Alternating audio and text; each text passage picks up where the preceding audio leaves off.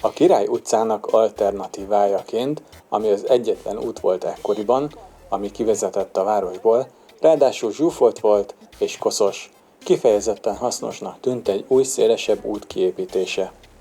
Amikor a Sugár út nyomvonalát kijelöli a Fővárosi Közmunkák Tanácsa, az 1860-as években ez a terület már inkább külvárosi, mocsaras, apró faházakkal és elég rossz hírű is. Egyébként Andrássy Gyula volt a tanács elnöke, róla kapta később az út a nevét.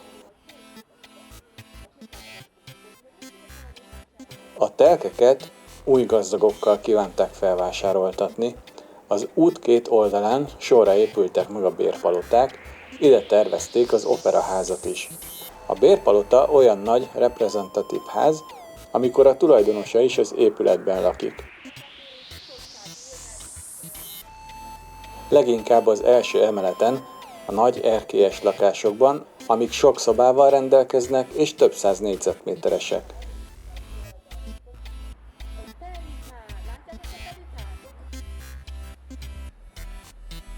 Oldalt a régi kocsibejáron megyünk be. Egyébként ez a szálloda bejárata is, mert ma már szállodaként üzemel. A belső udvar ma már a szálloda lobbija. Lefedték egy üvegtetővel. Ez az üvegfedés hullámos dizájnt kapott, mert az épület ablakai díszei útban voltak a kiépítéséhez, de ügyesen megoldották. A súlyát pedig a falakra vezették rá, és a vízelvezetést is rejtetten oldották meg.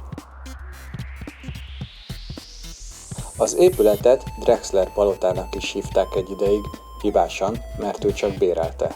A MÁV nyugdíjintézetének a bérpalotája volt, az volt az építtetője is, több helyen felfedezhetőek a vasutas motívumok az épületen. Lechner Ödön és Pártos Gyula tervezték az épületet, historikus stílusban, szecessziós jegyekkel tele. 1883-ban kezdték el építeni, eddigre majdnem kész lett az operaház is. A W az angol wow-t jelenti, egy fiatalos, de luxus szállodalánc. Ezért is van ilyen kettősség az épületben. A modern második bőrként hívott design.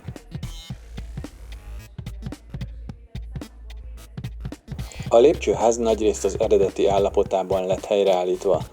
Az oszlop például flóderezéssel készült, ilyen volt az eredeti is, faerezést imitál, de nem fából készült.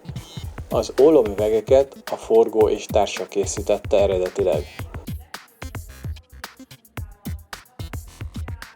Ez az eredeti részeket eltakaró, úgynevezett második bőr modern részek próbálnak a régibe valami újat csempészni.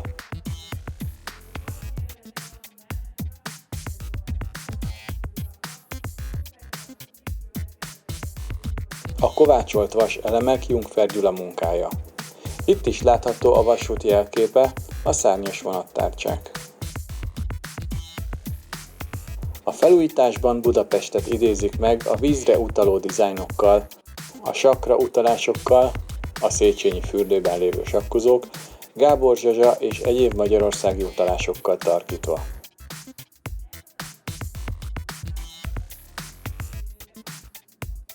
A padló burkolat viszont már nem az eredeti, de ugyanolyan, mint volt, de a padlófűtés miatt a terrazzót lecserélték műgyantára, ami jobban bírja a hőt. Ebben az épületben 3-6 szobás lakások voltak, a tulajdonosi lakást a MÁV vezérigazgatója használta. A MÁV miután eladta az épületet, a pénzintézetté lett.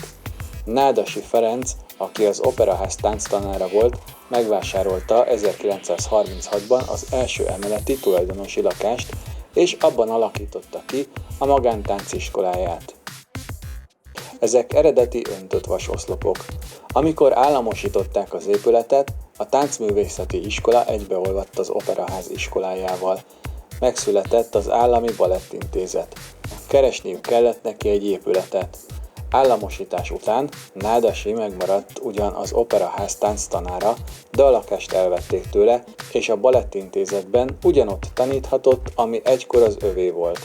A táncosok nem itt laktak, a balettintézetnek nem volt sok termeit, a közoktatás volt itt, ahol a mai kávéház van, valamint tánctermek. Ez pedig az egyik mai lakosztály. Nem a legdrágább és nem a legmagasabb kategóriájú. A legkisebb lakosztály 28, a legnagyobb 198 négyzetméter. Ez a lakrész is a tulajdonosi lakáshoz tartozott eredetileg.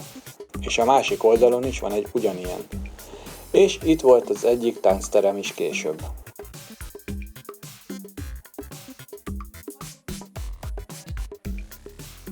Az alagsorban eredetileg sörcsarnok, tekepálya és pincehelyiségek voltak. Ma a szálloda spa részlege üzemel itt.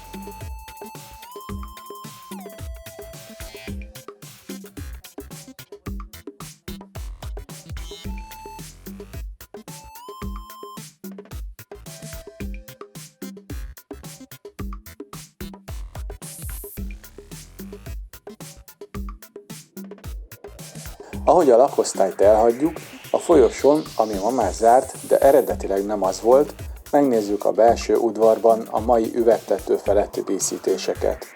Itt is sok utalást lehet találni a vasutas múltra.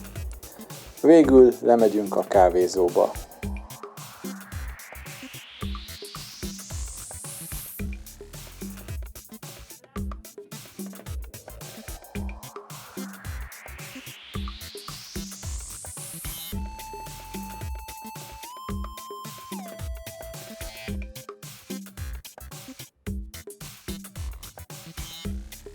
Néhány kép a kávéházból.